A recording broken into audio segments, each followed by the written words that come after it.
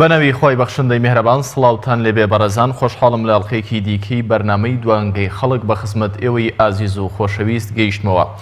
بەڕێزان تەوەری ئەم هەفتەی بەرنامەی دوانگەی خەڵک بەڕای تۆی هاوڵاتی ئەرکی هاوڵاتیان چییە بۆ کۆتایی هێنان بە گەندەڵی و نادادی. دیارە لە ماوەی 27 ساڵی ڕابردووی حکومڕانی هەرێمی کوردستاندا هاوڵاتیان تێبینی و گلەیەکی زۆریان لەسەر ئەدای حکومڕانی هەرێمی کوردستان هەبووە. لەم چوارچێوەیەدا چەندین ڕێکاری مەدەنی دیموکراسی ئاشتیانە لەم بینەدا هاوڵاتیان گرتویانەتە بەر کۆتاییەکەیان ئەم خۆپیشاندان و گربوونەوەی فەرمانبەران و بایکۆتی دەوام لە فەرمانگە حکومیەکانی هەرێمی کوردستان بوو. ئێمە دەپرسین ئایا ئەرکی هاوڵاتی هەرێمی کوردستان چییە بۆ کۆتایی هێنان بەم گەندەڵی و نادادیەی کە سێکتەرەکانی حکوومەتی هەرێمی کوردستانی گرتووەتەوە. ئێوە دەتوانن لە ڕێگەی تۆڕی کۆمەڵاتی فەیسبوک و لە ڕێگەی لینکی پەیام.tv هەروەها لە ڕێگەی ئەم ژمارە تەلەفۆنانەی کە لە ژێرەوەی پەیامەوە دەنووسرێن سەرنج و تێبینی خۆتان لەسەر ئەم تەوەرەیە بڵێن و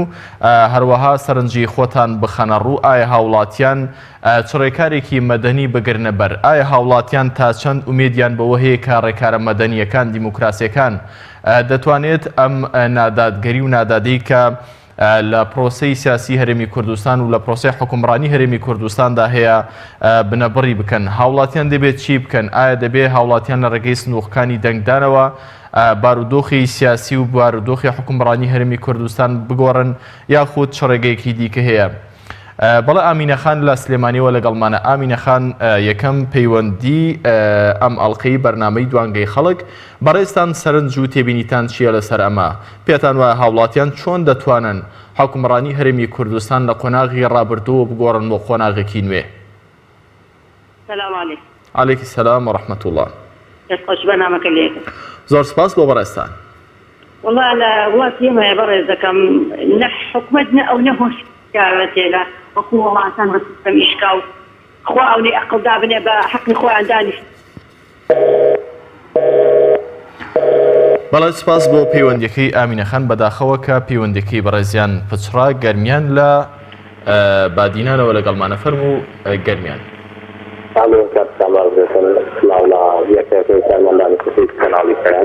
زۆر سپاس.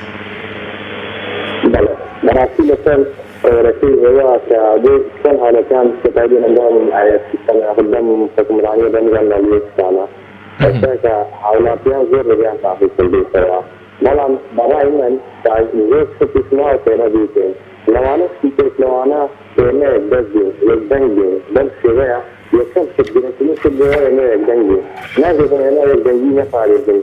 بەڕاستی دەویستان چۆن یەک جارێ هەولێر و سلێمانی دەوەکو هەموو بەیەکە خۆپیشاندانیان کرد حکومەت شتۆن ئەمانە بیتە هێکاری سەرکردنی حکومەتە ئەم ناکۆکی وێوان گەلی کردە ناکۆکی کار دەکات ناکۆکی کار دەکات ناکۆی دیکە جابووە هەیە ناتوانین ئەم حکومەتە لەناو بین. چارەسەر چیەکە گەرمیان بەڕای تۆی هاوڵاتیان چۆن دەتوانن کە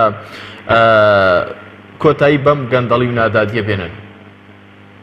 بەخوا چارەسەر دەستکەوتنی تەجدیدکردنی حیزبێکە لایەنێکە لە هاوڵاتیان یعنی تاکان حالەتە تەجدیدیە مەناکات بەڕاستی هەموو حیزبەکان هەرکەسی بۆ دەنگستە وێگای هیچ شتێکی پێویستە بوجودنەوەی زمانێکی نییە حیزبێکی نییە یاخود حیزبەکانی کەس ئێستاکە هەیە دەکەن هەستن بڵێن با بە ئەم وەختە خلاص ئیتر نابێت هاوڵاتیان بەم شێوەیە بن ئیتر نابێت هەیە دەکەن چونکە هاوڵاتی بەخۆی نابێت پێویستی بە سەرکردن هەیە سەرکردایەتی بکا بۆ ئەم کارانە ئەگەر سێوە ئەومان بەێمەوە کارانە توان نابێتن. سپاس بۆ کاک گەرمیان، سپاس بۆ سەرنج و تێبینیەکانی بەڕێستان کە لە شاری سلێمانیەوە لەگەڵ مامۆ. سپاس بۆ سەرنجەکانی بەڕێستان. دەمەوێت ئاماژە بە کۆمەڵێک کۆمنت بکەم کە لە تۆڕی کۆمەڵاتی فەیسبوک و لە ڕێگەی لینکی پەیام.tv هاتوون. ئەبوو بەکر عەبدوڵڵا دەڵێ من ئەرکی ئاینی و نیشتیمانی خۆمم جێبەجێ کرد، هەمیشە لە خۆپیشاندان بووم نەک لە ماڵەوە دابنیشم دژی مافیا و دز و گەندەڵەکان بێباک بم. فەرمان حسێن دەڵێ مانگی 5 پێویستە زۆر بە وریایی دەنگ بدەین بۆ کۆتایی هێنان بەم خۆناغەی کە ئێستا هەرێمی کوردستانی گرتووەتەوە. ئەحمەد سەڵاح دەڵێ بەڕەئی من جارێکی دیکە دەنگیان پێ نەدەین. ئەحمەد عەبدوڵڵا دەڵێ پێویستە تاک و شیار بێت سزای گەندەڵکاران بدات لە کاتی پرۆسەی دەنگدانەکاندا.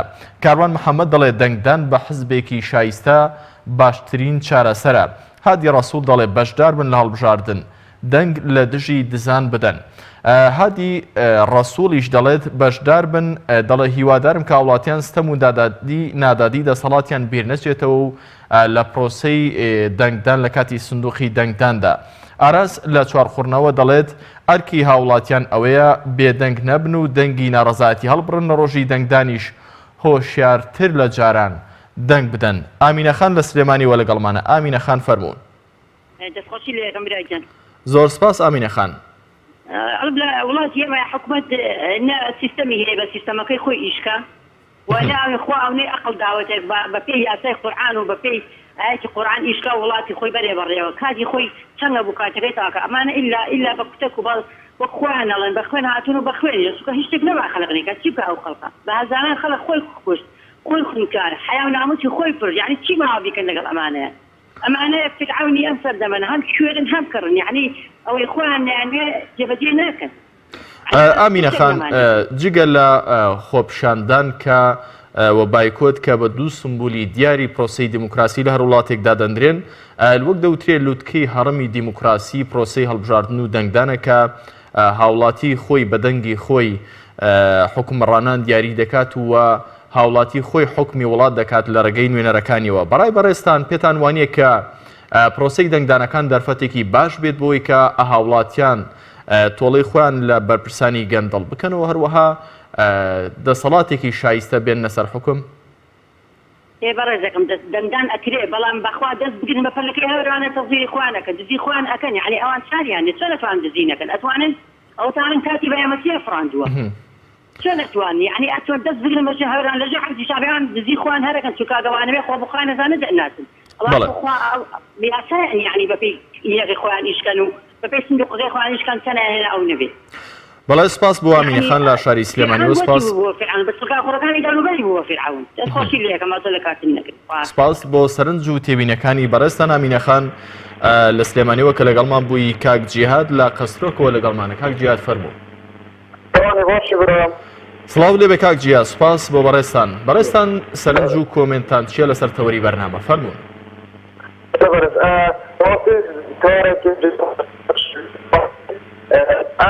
معناها كانوا كيسمع كل خو خالد جمال مصطفى خو دندان وانا جبت واحد نوع جرم جيبوتشا ازدان ياخذ ندم فاطي خذ ندم جدي ندم غورو ندم نويني ندم كومال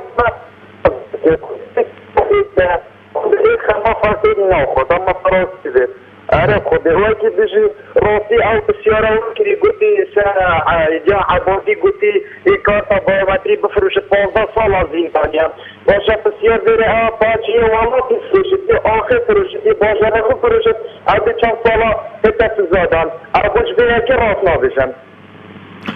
زۆر باشە کاک جیاد هاوڵاتیان چۆن دەتوانن دۆخی ئێستای هەرێمی کوردستان بگۆڕن لە کاتێکدا بە پرۆسە مەدەنیەکانی وەکو بایکۆت و خۆپیشاندان نانتوانی دەتوانن لە کاتی دەنگدانەکاندا حکومڕانی هەرێمی کوردستان بە ئاخارێکی دیکەدا بەرن؟ برای خودشان خودی اکیلن آن خودشان نبودی نکردن حتی لولی بازینا نروات خود تأثیر الحکومت ناتکردن باز کل هولی رجا تکردن و کل دو کیجی خودشان ناتکردن سخت حکومت بود آتی که کردستان اکا گش و کردستان اکا خوش مد ایشالله به دنگانه به کل درد دل خدا بوان بیجی و دست ادراک خوش و دور سازو بپرسیدم بەڵێ سپاس بۆ کاک جیاد لە قەسرۆکەوە لەگەڵمان بوو. سپاس بۆ سەرنج و تێبینەکانی تۆی بەڕێز. دەمەوێت ئاماژە بە کۆمەڵە کۆمنتی دیکە بکەم کە لە تۆڕی کۆمەڵاتی فەیسبوک و لە ڕێگەی لینکی پەیام.تیڤیەوە هاتوون. ئاراز لە چوارخوڕنەوە دەڵێت ئەرکی هاوڵاتیان ئەوەیە کە بێدەنگ نەبن و دەنگی ناڕەزایی هەڵبڕن لە ڕۆژی دەنگدانیش هۆشیارانەتر لە جاران دەنگ بدەن. بڕیار ئیبراهیم دەڵێ پێویستە بە چاکسازی و کاتی موچەی پێش هەڵبژاردن هاوڵاتیان نەخەڵەتێن. هادی محەممەد دەڵێ گەڕانەوە بۆ لای خوای گەورە و تەوبەکردن باشترین چارەسەرە بۆ هەموو کێشەکان نەک تەنها گەندەڵی. دیارە کاک هادی ئەمە سەرنجی بەڕێزیانە. باوکی پشتیوان لە ڕانیەوە لەگەڵمانە. باوکی پشتیوان فەرموون بەڕێستان چ کۆمنتێکتان هەیە چ تعلیقێکتان هەیە لەسەر تەوەری بەرنامە پێتان وایە هاوڵاتیان چۆن دەتوانن تۆڵەی خوان لە گەندەڵکاران بکەنەوە هەروەها چۆن دەتوانن کۆتایی بەم نادادی و گەندەڵی کە هاوڵاتیان دەڵێن لە حکومڕانی هەرێمی کوردستاندا هەیە کۆتایی پێ والله برابر دەکەم بەخوای بەنەمانی ئەو دوو بنەماوەیە بە گەندەڵی کۆتایی تێنا لەبەرێک ئەوانە سەر گەندەڵی پەروەردە بوون ئەوانە فرشە بە گەندەڵیەوە گرت. بەڵە بەداخەوە کە پەیوەندەکەی کاکادی لە ڕانیەوە پچڕا سوپاس بۆ سەرنجی بەڕێزیان هیواداریم بتوانێت کە جارێکی دیکە پەیوەندیەکە وەربگیرێتەوە. دەمەوێت ئاماژە بە کۆمەڵە کۆمنتی دیکە بکەم کە هەر لە تۆڕی کۆمەڵاتی فەیسبوکەوە هاتوون، بەڵام پێشتر کاک عوسمان وەردەگرین لە بازیانەوە. کاک عوسمان فەرموون. مامەساجان السلام عليكم. عليك السلام ورحمة الله. مامەساجان ئێسام شۆکانە گرم لێ بوو لە هین ئەمریکا هینە ئەمریک کۆمیسیۆن ئەرێ ئەگەر کاتی دەنگدان هیچ نەبێ باوەتی نەکرد بێ ئەتوانی بە تەسکەرەکە بەو تەسکەرەیە سەوتی خۆت بدەیت. ئایا ئەمە نابێت تەستەکاری بۆ ئەو حیزبانە؟ بەڵێ کاک عوسمان، ئەمە پرسێکی یاساییە و پرسێکی پەیوەندی بە وردبینیەوە هەیە. پێویستان پرسیارە لە کەسانێک بکرێکە لە کۆمیسیۆنی باڵای سەربەخۆی هەڵبژاردنەکان کار دەکەن تا چەند ئەمە ڕێگە پێدراوە. ئەمە زانیاریم لەسەرەمە نییە، بەڵام ئەگەر شتێکی لەم جۆرە هەبێت حتمەن ئەمە کلێنێکی باشە بۆ ئەوەی کە تەزویر بکرێ وەکو لە هەڵبژاردنەکانی ڕابردوودا. بەڕێستان سەرنجتان چییە لەسەر ئەوەی کە هاوڵاتیان چۆن دەتوانن لە ڕێگەی دەنگدانەوە یاخود لە ڕێگەی مافە دیموکراتەکانی خۆیانەوە لە ڕێگەی دیموکراسی چۆن دەتوانن هاوڵاتیان کۆتایی بەم گەندەڵیانە بهێنن؟ وەڵاهی مامەساجان من داخوازیم ئەوەیە هەرچی بەڕێزێکەیە ئەوەی کە برین خۆی بە مزانێ دەنگ مەوجوع ئیزەنەدەن ئیتر من بە بۆچوونی خۆم ئەوەی کە ڕاست و دروست بێ بلای منەوە کۆمەری ئیسلامیە و يعني يد بيتانا كما ستهم بقوشتشم دونو يصلاح أميدشم بيان هيا لبرعوي عزبيتي رازقون كاي منن وبيسم خوصة يصلاح وانا إذا أودا قاني إخوان بكيرون إذن موجوع يستقندلوا بزانا.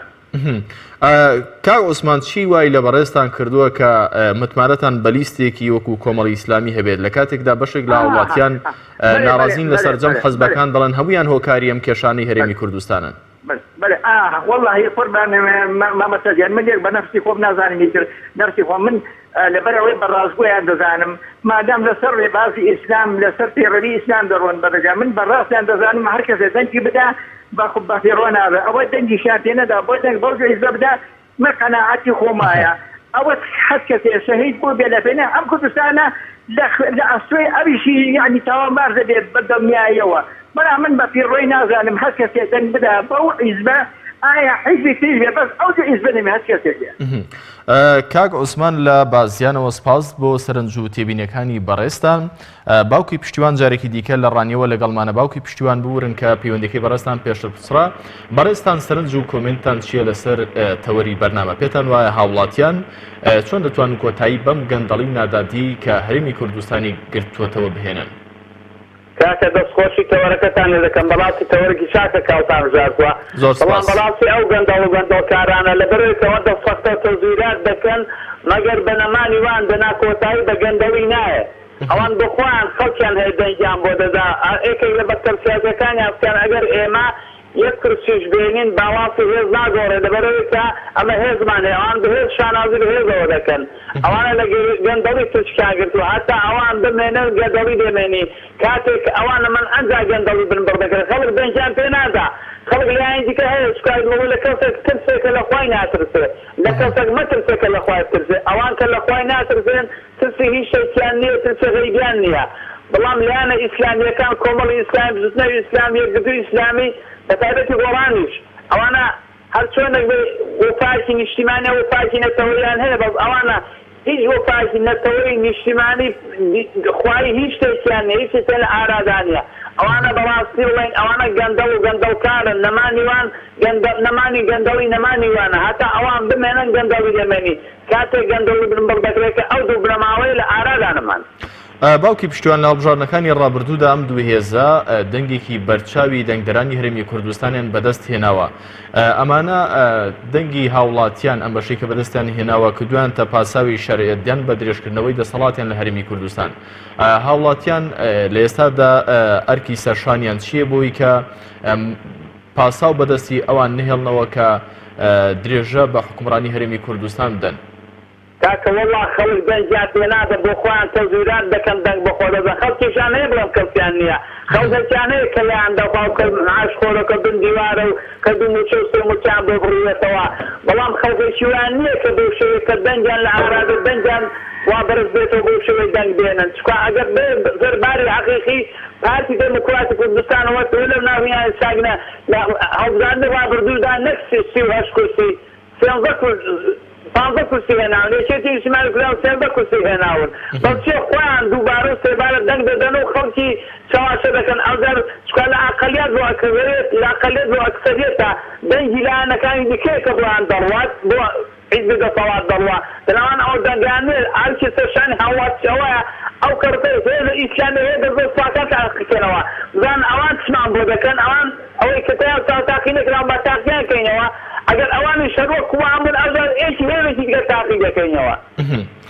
کەواتە پێتان وایە لە ئێستادا پێویستە هاوڵاتیان وەکو هاوڵاتیەک پێتان وایە هاوڵاتیان ئەو هێزانە تاقی بکەنەوە بیان هێنە سەر کورسی دەسەڵات کە دەسەڵاتیان لەژێر دەستدا نەبووە و جێبەجێی حکومڕانی هەرێمی کوردستانیان تاوەکو ئێستان نەکردووە بۆی بزانین کە ئەوان چیان لە هەمبانەدایە پێمان وایە ئەو کەڕەتەی هاوڵاتیان ئەوجا لە دەنگدانی ئەوجا ئەوەی کە تاقی نەکراوە تاقییان دەکەنەوە چکە خەڵک عاقڵ و بیر و هۆشی کەوتنەوە کار تاقییان دەکاتەوە بزانین ئەوان چمان بۆ دەکەن چکە تا 27 دانە و ساڵە کارەبان نییە ئاو نییە خەدەمات نییە معاش نییە موشە نییە خەڵکەوە لە سەرزادە منداڵمان ناخوێنن خەدەمات نییە هیچ خەدەماتێکیان تایان پێشکەش نەکردووە ئەگەر 27 ساڵ نەتوانێت خەدەمات پێشکەش کرد وەڵای بە قەڕەکی ناتوانێت خەدەمات پێشکەشکەین بەڵێ سپاس بۆ باوکی پشتیوان لە ڕانیەوە سپاس بۆ سەرنج و تێبینیەکانی تۆی بەڕێز کە لە ڕانیەوە لەگەڵمان بووی دەمەوێت ئاماژە بە کۆمەڵە کۆمنتی دیکە بکەم کە لە تۆڕی کۆمەڵاتی فەیسبووکەوە ئێوەی هاوڵاتیان لەسەر تەوەری بەرنامە نووسیبتانە هادی محەممەد دەڵێ گەڕانەوە بۆ لای خۆی گەورە و تەوبەکردن باشترین چارەسەرە بۆ سەرجەم کێشەکان فاخیر برادۆسی دەڵێ دەنگدەر با لەسەر سندوقی دەنگدان دوو هێزە گەندەڵەکەی هەرێم سزا بدەن کە ئەوان هۆکاری ئەم گەندەڵیانەی هەرێمی کوردستانن باشدار خەلەکانی دەڵێ پێویستە سەرجەم چین و توێژە مافخراوەکان پشگیر و هاو هەڵوێستی یەکتر بن لە پێناو سەرکەوتن بەسەر گەندەڵکارانی هەرێمی کوردستان ئامان سدیق دەڵێ ئەرکی هاوڵاتی بریتیە لە خۆشارکردن و پشتگیریکردن یاخود پشتکردن لە دوو هێزی دەسەڵاتداری گەندەڵی هەرێمی کوردستان وشار عوسمان دەڵێ پێویستە دادپەروەری لەسەرەوە بۆ خوارەوە جارێکی دیکە شۆڕ ببێتەوە عوسمان ئیبراهیم دەڵێت تەنها دەتوانین لە ڕۆژی هەڵبژاردن ئەمە یەکلای بکەینەوە دەنگ بەو گەندەڵانە جارێکی دیکە نەدەینەوە باجەلانی مەلا عومەر دەڵێ پێویستە وڵاتیان سەرەتا لە خۆیانەوە دەست پێ بکەن و گەندەڵی و نادادپەروەری لە کەس نەکەن و لە کەسیشی قبول نەکەن نیهاد عەبدولواحید دەڵێت چارەسەر تەنها دەنگدانە بەو هێزانەی کە دەستیان نەبووە لە گەندەڵی لە هەرێمی کوردستاندا بەڕێزان لە ماوەکانی ڕابردوودا لە ماوەی 27 ساڵی ڕابردوودا هەرێمی کوردستان وەکو یەکەم ئەزموونی حکومڕانی بە نوێنەراتی گەلی کورد لە هەر چوار پارچەی کوردستان لە باکووری عێراق کە دەکاتە هەرێمی کوردستان قوارێکی یاسایی سیاسی هەرێمی کوردستان قوارێکی سربەخۆی وەرگرت و مافی ئۆتۆنۆمی وەرگرت وەکو هەرێمێکی سربەخۆ مامەڵەی لەگەڵدا دەکرێت و لەم دوایانەدا هەوڵی وەیدا کە وەکو قوارەیەکی دەوڵەتی سربەخۆ مامەڵە بکات لە ماوەی ئەم 27 ساڵەی ڕابردوودا کە وەکو هەرێمێک مامەڵی کردووە حکوومەتی هەرێمی کوردستان سەرجەم دامەزراوەکانی دەوڵەتدارێتی هەبووە حکومڕانی هەرێمی کوردستانی کردووە بەڵام هاوڵاتیانی خۆی وەکو یەکەم ئەزموونی حکومڕانی وەکو پێویست ئەدای حکومڕانی حکوومەتی هەرێمی کوردستانیان بەدڵ نەبووە لەسەر جەم کابینەیەک لە دوای یەکەکاندا هەم لە ڕووی یاساییەوە هەم لە ڕووی خزمەتگوزاریەوە هەم لە ڕووی دادگەریەوە دادگەری کۆمەڵاتیەوە تێبینیان لەسەر ئەجێندا و هەروەها تێبینیان لەسەر ئەدای حکومڕانی هەرێمی کوردستان هەبووە ئەمە وای کردووە کە هاوڵاتیان لەم ماوەیەدا دەیان خۆپیشاندان دەیان گربوونەوە بۆ چاکسازی بکەن و بڕژێنە سەر شەقامەکان وای کردووە کە هاوڵاتیان مامۆستایان فەرمانبەران بایکۆتی دەوام بکەن بەوەی کە مافەکانی خوان پێ بدرێت مام شەریف لە ناحی سەنگاوە لەگەڵمانە مام شەریف فەرموو سڵاو لێبێ مام شەریف فەرموون لە خۆشت بەڕێزم ئەسی هاوڵاتیان لەسەر کارەبانمانە ئەرکی هاوڵاتیان چییە؟ هاوڵاتیان چۆن دەتوانن ئەم دۆخەی کە تێی کەوتوون بیگۆڕن؟ والله أسمع الله كان ويا هم بيك هم يقصدين كيف ما بين كثير كي ذوب باشيا ثم نوتيك ذكر نوتيك حفرين مع سبب داقي سريز والتاريخ الكردستان فجونا بعض ما دام همون هم عن يكتبين بعد خموس تسيا جورو بسود بولا بدني أرجع دوان بولا بدني أخذ دانا دوي استحوط على الجندوية استحوط على خلق ملاوبن استحوط على خلق السياسة كيف ما بهمو ما يك بجرين بيك دو بيك دس وقل أمانة سوق أنا قريب أكيد نبات أولا نبات إجافة لكذا وفي أخاف لحسة في عاصية وقت في دقيقة وحد دعسي ليسيا دع معنا بخور ذات الباني عاساي شو يدنا وخو أوانا بغن يمهيت معنى بهيت شد يقلعي ناس ليسوا بهيت ذات الخيار رسواتين بهيت ذات الواحطة عطاه هيك بكار بين إنه تجيب كده مسيرة هلوك وحد دعسي پێتان وایە کە هاوڵاتیان بتوانن لە هەڵبژاردنەکاندا لە پرۆسی هەڵبژاردنەکاندا بتوانن سزای گەندەڵکاران بدەن و لە دەسەڵات دووریان بخەنەوە یاخود ئەمە کارێکی ئەستەمە؟ والله ئەستەم نییە خوددا ئەمە کارێکە زۆر ئاسانە و هاوڵاتیان دەتوانن ئەسەر ئەمانە بڕوان بە دموکراسی نییە بەڵام میلێت بڕوان بە دموکراسی هەیە لە ڕووی دموکراسی دەنگدانەوە هەموو بەیەک دەنگ هەمووان یەک بگرین هەموو ئەتوانین شتەکانێک لای بکەینەوە ئەمە زۆر ئاسانە أما لو أساسا ما أصبح أصبح كانوا في زمان طبعا سلوك دانجان تاني محاكا يا ماذا سلوك دانجان أتوانين محاسبين زاد أتوانين كي بەڵێ سپاس بۆ مام شەریف لە ناحەی سنگاو و سپاس بۆ سەرنج و تێبینەکانی بەڕێزت کاک نەسرەدین لە ڕزگاریەوە لەگەڵمانە کاک نەسرەدین فەرموو بەڕێزتان سەرنج و تێبینیتان چییە لەسەر ئەدای حکومڕانی هەرێمی کوردستان و هاوڵاتیان چۆن دەتوانن کۆتایی بەو گەندەڵیانە بهێنن کە حکوومەتی هەرێمی کوردستان دژی هاوڵاتیان ئەنجامی دەدات؟ السلام عليكم. عليك السلام ورحمة الله. صندوقي دنگدان دنجي محكم.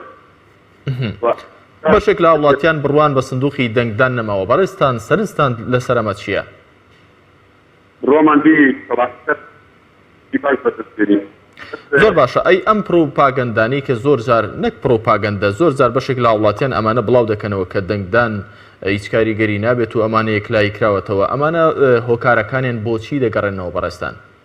ئەوانە قسەی دەسەڵات پرۆپاگەندەکەن ترکیان لە خۆیان نییە واتە دەسەڵاتداران هێزی دەسەڵات ئەم پرۆپاگەندانە بڵاو دەکەنەوە بۆی کە هاوڵاتیان ئەوانەی لانگری هێزەکانی دیکەن نەچنە سەر سندوقەکانی دەنگدان؟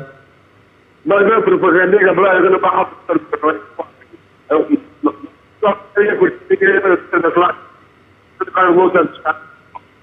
ڕەنگاوەکان لە ڕاستی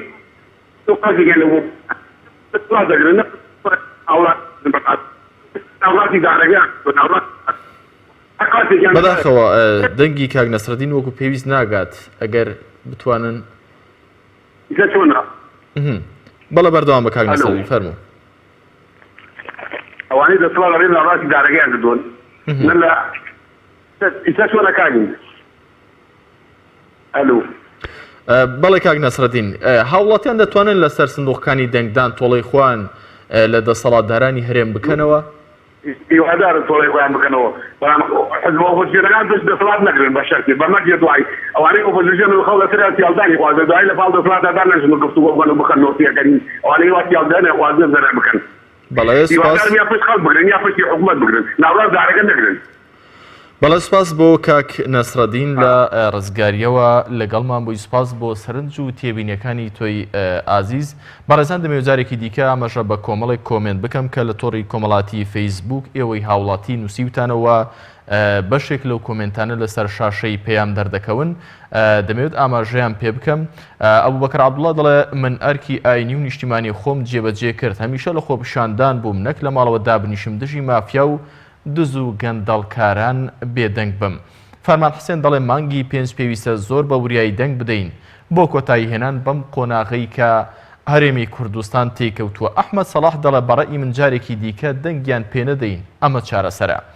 ئەحمەد عەبدوڵڵا دەڵێ پێویستە تاک و شیار بێت سزای گەندەڵکاران بدات لە کاتی دەنگدانەکاندا. کاروان محەممەد دەڵێ دەنگدان بە حزبێکی شایسە.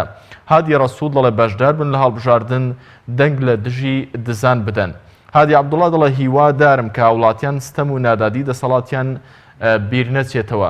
بەڕێزان وەکو پێشتر ئاماژەم پێکرد دوای ئەو ئەزمونەی کە هەرێمی کوردستان تاقی کردەوە، هەرێمی کوردستان هەوڵیدا کە سربەخۆیی ئابووری یەکەم جار جێبەجێ بکات و وەک بەشێک لە چوارچێوەی عێراقدا سربەخۆیەکی ئابووری هەبێت و لە هەمان کاتدا بەشێک لە بودجێ عێراقیش کە لە ساڵانی ڕابردوو لە سەدا 17 بودجێ عێراق بوو دەهاتە ناو خەزێنەی حکوومەتی هەرێم و ناو بانکی حساب بانکی وەزارەتی داراییەوە. بەم دوانە ویستی کە ژێرخانێکی ئابووری پتە بۆ هەرێمی کوردستان دروست بکات، بەڵام لە پرۆسەی سیاسی وە لە گەمەی سیاسی لەگەڵ عێراق و وڵاتانی دراوسێدا ئەوە بوو وەک دەوترێ سەرکەوتوو نەبوو. هەرێمی کوردستان بەهۆی ڕفراندۆمێکەوە ئەم قومارەی لەگەڵ دەسەڵاتدارانی دەوروبەر لەگەڵ ئیمپراتۆرەتەکان لەگەڵ زلهێزانی ناوچەکە دۆڕان، گەرچی تێبینێکی زۆر لەسەرەوەی هەیە کە بۆچی هەرێمی کوردستان بەگوێی وڵاتانی زلهێزی نەکرد. ئێستا کەیسی سربەخۆی هەرێمی کوردستان لە کەیسێکی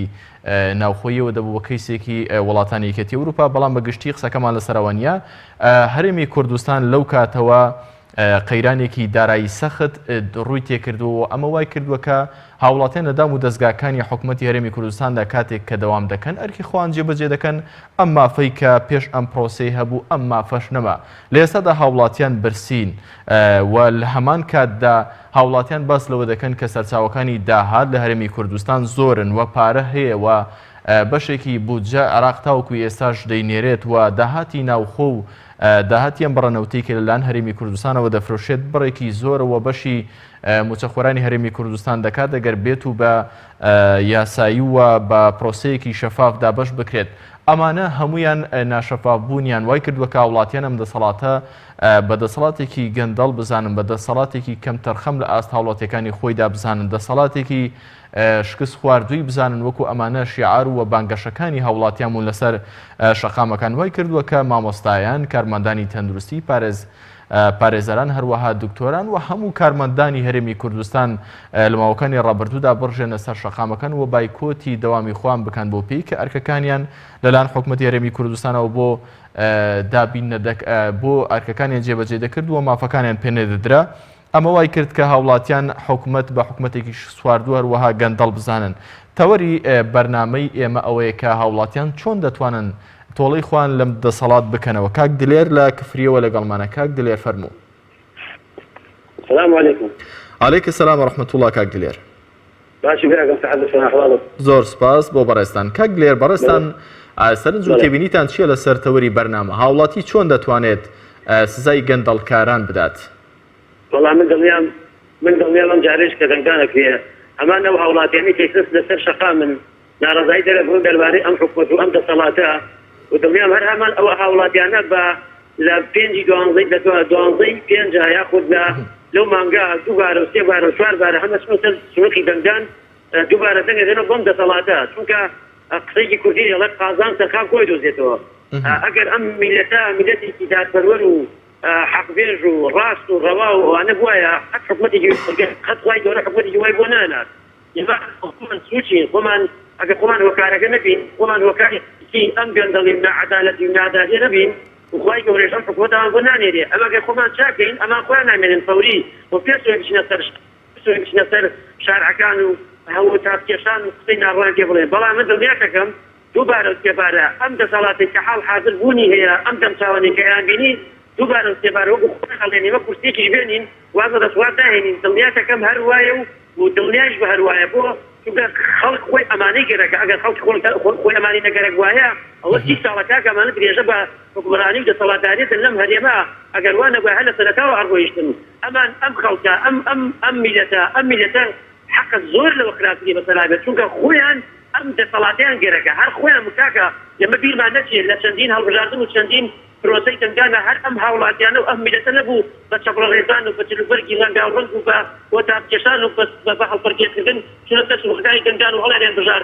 من ئیمانە بەم قسانە نییە وڵاتە دیراتێکی نازانم چ نەخێ کاکە ئێستاش خەڵکێ ئێستاش خەڵکە پڕ مکاکەوە لە هەندێ ناوچە خەڵک بایکۆ تەشکی نەچێتۆ دەوام، لە هەندێ ناوچەش خەڵک ئەڕام موچە بە سیستەمی نەوەرگری لە چگەلەوەیشە من داوا لە هێزەکانی پێشمەرکە و ناوخۆ ئاسایشەکەم وەکو ئەو هاوڵاتیانەی بەدەنگ نەبنکەوە حاڵ حاضر موچە دابش کراوە ئەو سێ ترکیتیان نییە ئەو سێ دەستگایەتیان نییە حکومەت خۆی لە بەرامبەر ئەوانە بێدەنگ کوردە چونکە باکی نییە هیچی بەمانە نەماوە هیچ تاکەشیان بۆ ناکاو واش بزانم پێشم وا بێ سیستەمی نوێی موچە هێزەکانی ئاسایش و پۆلیس و هێزەکانی پێشمەرگە ناکرێت و هەر ئێستا لە قسەکانی کاکجەباریاوەرەکە کەوت کەوای و خۆی وتی لە حالێن کۆنگرێکی ڕۆژنامەنووسی هەیە لە سلێمانی خۆی بێخەبەر کرد خۆی بێبەری کرد لەو بابەتە و زۆر سوپاس دەستان خۆش بیاخوا سپاس بۆ کاک دلێر لە کفریەوە سپاس بۆ سەرنج و تێبینەکانی تۆی بەڕێز کاک محەممەد لە هەڵەبجەی شەهیدەوە لەگەڵمانە کاک محەممەد فەرمووی السلام عليكم.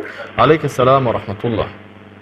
أتاو خلي إيما وقو حموي أمشي لتجانا يقرتو نبي ناتوانين فيون كان من غيب خينو برانبري أو دفرات استمكاره ك وجو ناني خلشي بريوه خلشي شتاوان باركا لسبدا وكاري ما في خومن سجل معنا كاو روجانا سزامان أدا إيما أمره موشمان وقتو لوزازي بالورده برو بلدی تربیه حالا بچه مانی دوانزو مانی یکی اندامش کردوه هشتا حسابی که من هو خود حسابی بکم برضو 90,000 مليون براوة كبر ربع موشي ماني دوانزو بيانده ربع موشي ماني يشي عن بداية برضو 90,000 مليون براوة كي عملها يخوي موشيان شاكدو شاكتاجيان كدو نخيل أمانة جزنا أنواع وأشكال تزيو في أبو فريان خير وخلط عني خلط کاک محەممەد وتت ناتوانین ئەم دەسەڵاتە بگۆڕین تاوەکو هەمومان یەکدەنگ نەبین ئایا پێت وایە کە هاوڵاتی دەتوانێت یەکدەنگ بێت لە کاتێکدا هاوڵاتی دەنگدەر بەتایبەت ئەوانەی کە دەتوانن بەشداری هەڵبژاردنەکان بکەن وەک دەوترێت دا بەش بۆ بەسەر بەتایبەت 5 هێزی دەسەڵاتداری هەرێمی کوردستان کە بەشداریان لە ماوەکانی ڕابردوودا لە حکومڕانی هەرێمی کوردستاندا کردووە پێتان وایە ئەم جیابوونەوە و ئەم تەکەتولاتە بێزەوە دابەشبوونی هاوڵاتی بەسەر حەزبەکاندا بتوانێت ئەمانە لە قاڵبێ حەزب بێنەوە دەر و خۆیان جارێکی دیکە خۆیان ڕێگخەنەوە ئەمە دەکرێت تا چەند ئەمە شتێکی لۆژیکیە بەڕێزەکەم ئێمە ئێستاە ئەگەر مامۆسایان و تەندروستکاران پشتی یەک نەگرن هیچمان پێ ناکرێت با حیزبەکانی زۆر بن و هاوڕامان بن بازێکیان زیدی ئەو دوو حیزبە دەسەڵاتدارە ئەبێ ئێمە ئێمڕۆ نوێی مامۆسایان دەڵێن دەشنەوە هۆڵەکان و نوێی پزیشکان دەشنەوە نەخۆشانەکان نابێ ئەبێ ئێمە هەمومان فێر بکەین ئەم دەسەڵاتە ناگۆڕێت بە هەمومانە ناگۆڕێت ئەوە تا فێمە کا لە دابەشکردنی موجب ئەو هەموو بەڵێنی داری تەنیا درۆ پروپاگەندەی هیچیتر نییە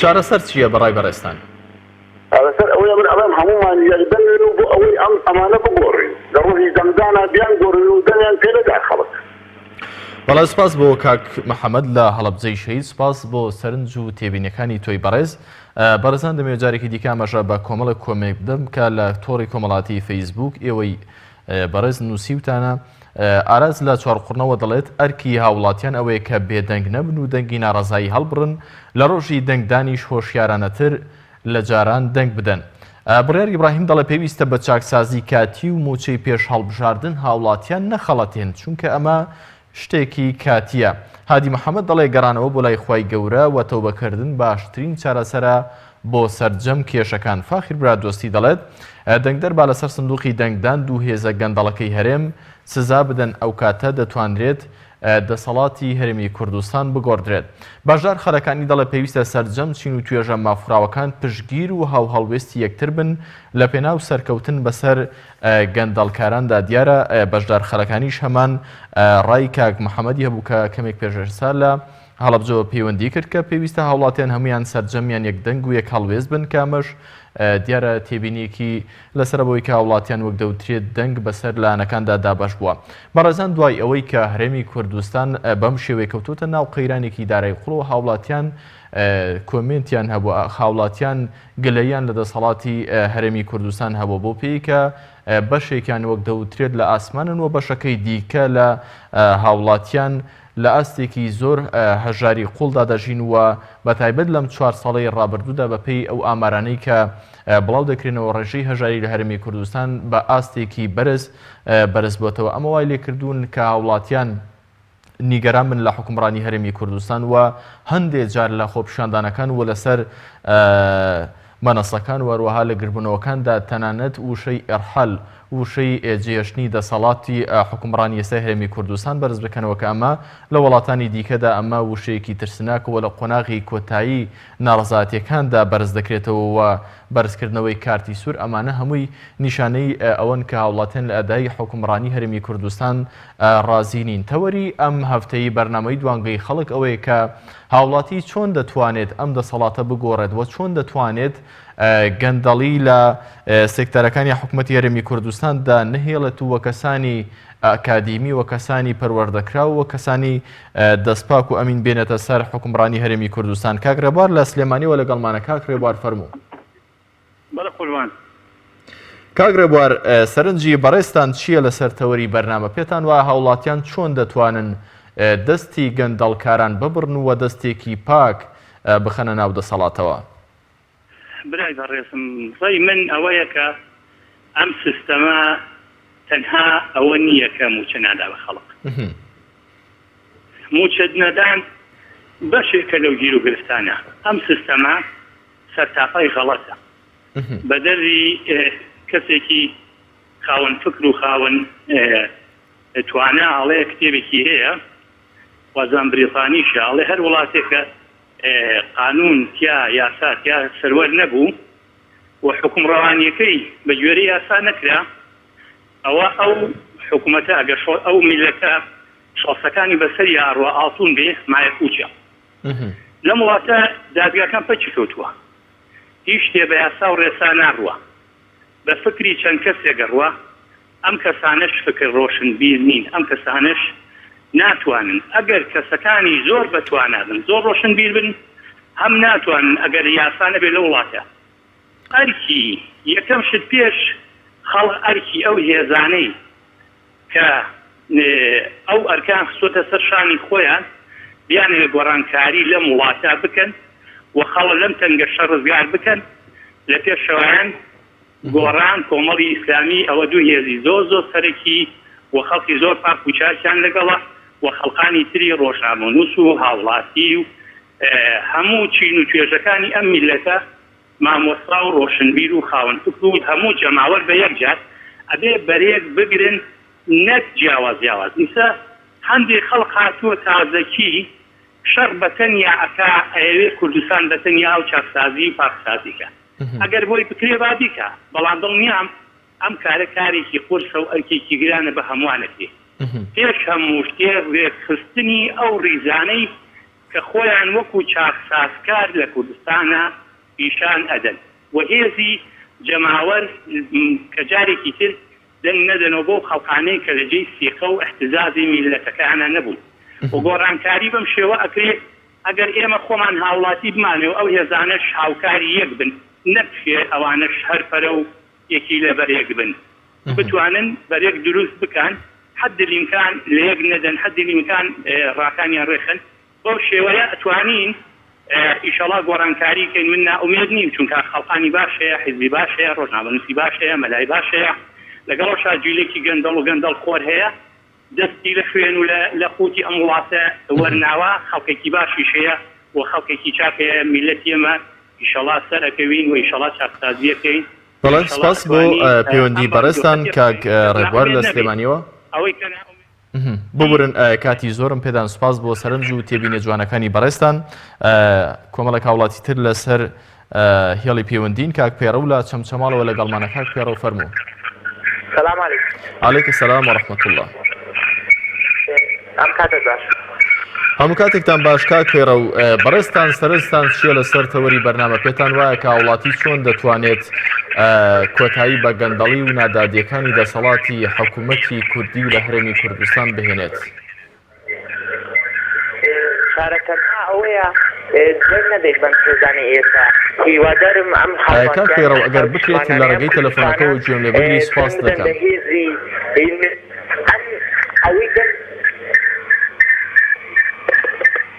ساوتی تەلەڤیزیۆنەکەت کەم کەی سوپاس دەکەم.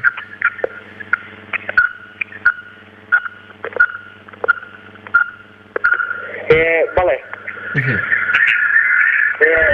هیوادارم ئەم هێزانە ئەم حاونیشمانیان هاوڵاتیانەیە هیوادارم دەنگ نەدەن بەم هێزانە ئەم هێزانە و 27 ساڵە ئەم کوردستانیان فرۆشتا 27 ساڵە خەڵک هەژارێ 27 ساڵە خەڵک هەژار و کەم دەرامەدە هیوادارم هێزی نوێ تاقیب بکەنەوە هیوادارم ئەو هێزە تاقیب بکەنەوە کەوا ئەمانداکە چارەنووسێکی باشی ئەمانداکە کوردستان خۆش لەم ایرانی نجاتمان دەبێت هیوادارم ئەم هەڵیشمانیانە هێزی نوێ تاقیب بکەنەوە بۆیە کاک پێڕۆ من دەمێ پرسیارێک لە بەڕێزت بکەم کاک پێڕۆکە گوێ لە دەنگی من بێت فڕۆکە ئەڕاتەی جاران بۆ ناڕۆژ لەبەر ئاسمانەکەشی کۆت خاکی کۆت ئاسمانی کۆت بەڕاستی هیوادارم ئەم حکوومەتە لە ڕێی ئەم هەوڵاتیانەوە دەنگیان پێ نەدەین بەشبوون هێزێکی نوێ دواتە سەر تەخت ئەم دوو بنەماڵەیە لەدەست بدەین بەڵێ سپاس بۆ کاک پێڕۆ سپاس بۆ سەرنج و تێبینەکانی بەڕێستان لەسەر تەوەری بەرنامە بەڕێزان دەمەوێت ئاماژە بە کۆمەڵێک کۆمنتی دیکە بکەم کە لە تۆڕی کۆمەڵاتی فەیسبوک ئێوە نووسیوتانەوە بەشێکیان لەسەر شاشەی پێیان دەردەکەون ئەبوبەکر عەبدوڵڵا دەڵێ من ئەرکی ئاینی و نیشتیمانی خۆم جێبەجێ کردو هەمیشە لە خۆپیشاندانەکاندا بەشدار بووم و لە ماڵەوە دانەنیشتوم بەشدار خەڵەکانی دەڵێ پێویستە سەرجەم چین و توێژە مافراوەکان پشتگیر و هاو هەڵوێستی یەکتر بن لە پێناو سەرکەوتن بەسەر گەندەڵکاراندا ئامان سدیق دەڵێ ئەرکی هاوڵاتی بریتیە لە خۆهۆشیارکردن و پشتگیریکردن یاخود پشتکردن لە دوو حزبی دەسەڵاتداری گەندەڵی هەرێمی کوردستان هۆشیار عوسمان دەڵێ پێویستە دادپەروەری لەسەرەوە بۆ خوارەوە شۆڕ ببێتەوە عوسمان ئیبراهیمیش دەڵێت تەنها دەتوانین لە ڕۆژی هەڵبژارنەکان ئەمە یەکلای بکرێتەوە دەنگ بەو گەندەڵانە نەدرێتەوە بەڕێزان دوای ئەوەی کە هەرێمی کوردستان لەم پرۆسەیەدا شکستی خوارد دیارە هاوڵاتیان کەوتنە ناومێدێکی زۆرەوە فشارێکی زۆری ناودەوڵەتی هەرێکە لە وڵاتانی ئیقلیمی کە لە دەوری هەرێمی کوردستان ناڕازی بوون بە پرۆسەی سەربەخۆی وە فشاری دەوڵەتی عێراقیش فشارێکی زۆریان خستە سەر هەرێمی کوردستان ئەمە وای کرد کە دەواازە سنوورەکان دابخرێت و ئابلوخێشی ئابووری بکەوێتە سەر هەرێمی کوردستان بەڵام لەم نێوەندەشدا هەرێمی کوردستان لە پرۆسەی هەناردەکردنی نەوت ڕانەوەستاوە نەوتەکەی بەردەوام فرۆشتووە وەکو بەشێک لە لێکۆڵینەوەکان باس لەوە دەکەن کە هەرێمی کوردستان نەوتی چەند ساڵی داهاتووشی فرۆشووە پارەکەشی وەرگیراوە کاک ڕازگۆ لە سلێمانیەوە لەگەڵمانە کاک ڕازگۆ فەرموو کاک ڕازگۆ فەرموو عەلەیکە سەلام وەرەحمەتوڵڵا زۆر سپاس بۆ بەڕێستان بە چەند جێڕێکی شعری مفتی پێنج جوێنەی بەشداری بکەم کە شمولی ئەم ڕۆژە ئەدا فەرموو کاک ڕازگۆ گەر تۆزێک بە خێرایی ئاماژەی پێ بکەی سپاس دەکەین گەورەیەک نیوەی لە ڕەنجی ساڵت بسێنێ لە دەست خۆت و مناڵت هێستا بەزەیی نەیەک بە حاڵت کە دار و بە شەق بشکێنێ باڵت جایش لە دەست توان و سەپان بێ یاخوا ئەو گەورە بەشتی نەمان بێ گەورەیەک لە لەی مناڵەکەی بم و ڕێزی حەوش و ناو ماڵەکەی بم پێشمەرگەی خۆی و هی خاڵەکەی بم بێ بەش لە نانی ساپاڵەکەی بم ئەگەر ڕۆستەمی ماڵکەندەران بێ یاخوا ئەو گەورە بەشتی نەمان بێ گەورەیەک ساتە لەژێر دەستی ئەو ئارامم نەبێ بێ خۆراک و خەو ئاسپانی بم بە ڕۆژ و بەشتە و جوێن و شەقی بێ بەراتەکەی ئەو ئەگەر شۆرەی وەک سلێمان بێ یاخوا ئەو گەورە بەشی نەمان بێ ئەمجا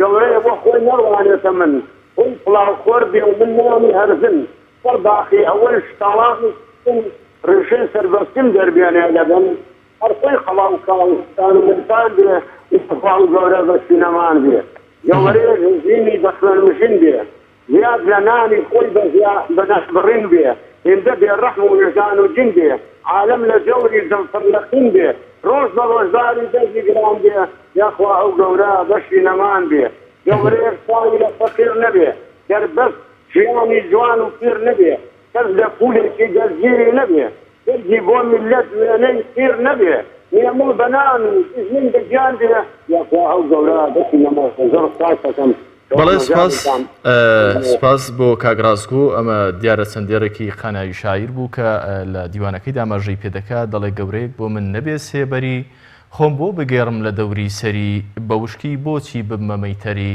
وەختێ دەرکەوێ هەڵسم لەبەری ئەم چەند دێڕەی کە بەڕێز کاگرازگۆ لە سلێمانی و ئاماژەی پێکرد بەشێک بوو لەم شارەی قانای شاعیر. سپاس بۆ سەرنج و تێبینەکان کە کۆمەڵێک لەم شارەدا کۆمەڵێک لەم هۆنراوەیەدا کۆمەڵێک حاڵەت تیایدا باز دەکرێت کە ئێستا زۆربیان لە واقعی ئێستای هەرمی کوردستاندا بەدی دەکرێت و ئاماژەکان ڕاستەوخۆ بۆ ئەمڕۆن. بەڵە بەرەسان دەبێت ئاماژە بە کۆمەڵێک کۆمنتی دیکە بکەم کە ئێوەی بەڕێز لە تۆڕی کۆمەڵاتی فەیسبوک داتان ناوە.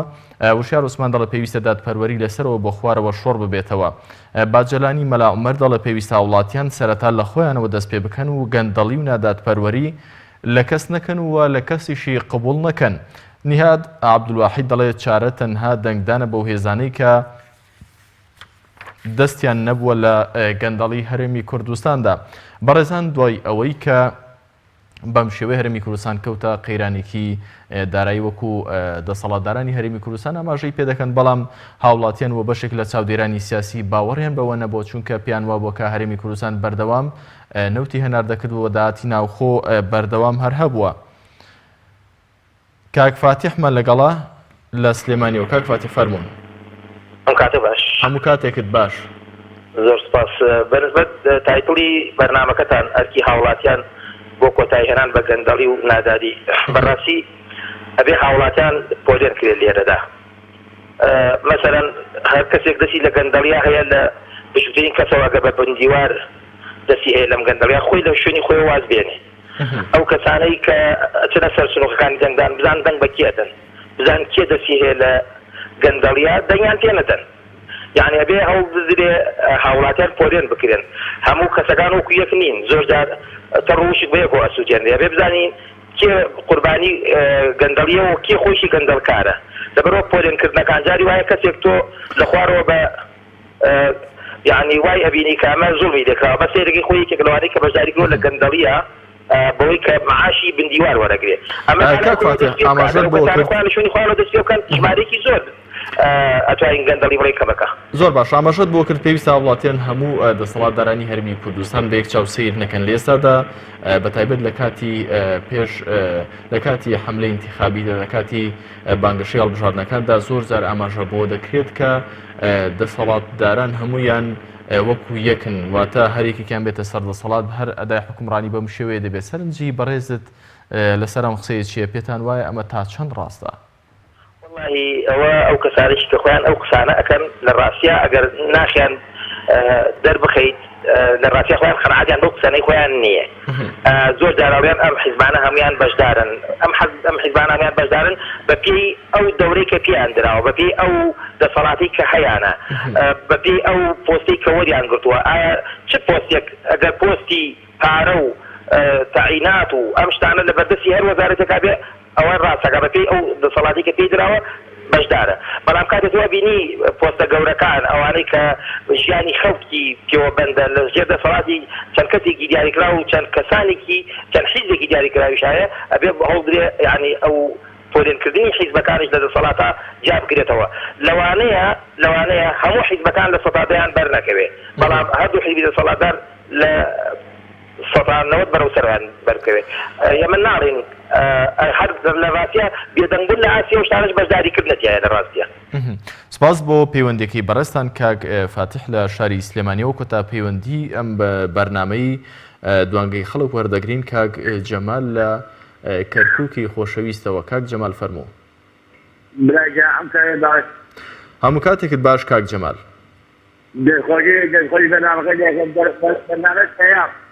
زۆر سپاس بۆ بەڕێستان.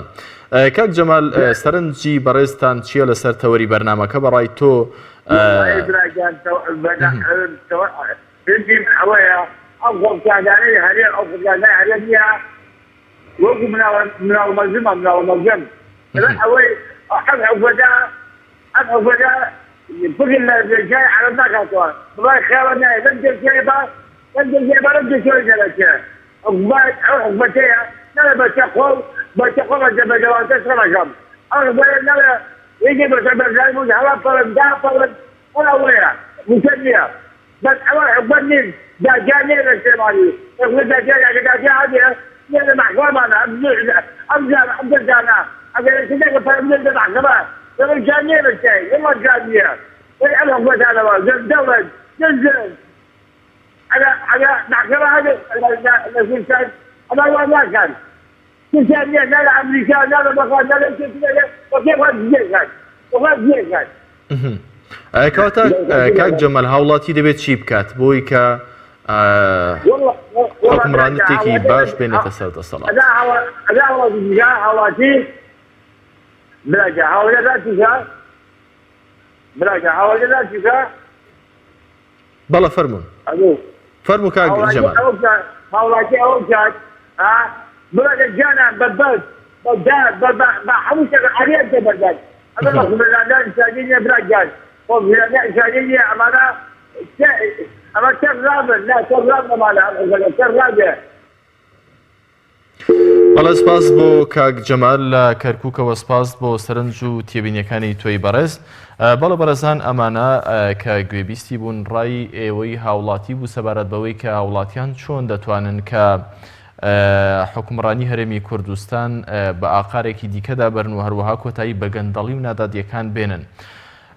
سەرنج و تێبینیەکانی ئێوەی بەڕێز گرنگ بوون بۆ بەرنامەکە و سەرنج و تێبینیەکانتان جوان بوون و هەرکەسە و بۆ ئەو جەندای خۆی و بەپێی بیرکردنەوەی خۆی سەرنج و تێبینی خۆی خستە ڕوو سپاس بۆ پەیوەندیەکانی ئێوە سپاس بۆ کۆمنتانی کە لە تۆڕی کۆمەڵاتی فەیسبوک خستانە ڕووە داوا لێبوردن دەکەین ئەگەر وەکو پێویست نەمانتوانی بێت ئاماژان پێ بکەین بەم جۆرە کۆتایمان هێنا بە مەڵقەی بەرنامەی دوانگەی خەڵک تا بە گەیشتنەوە لە هەفتەیەکی دیکە و بەرنامەیەکی دیکە هەموو لاکتان بەخوای میهرەبان دەسپێرین واتان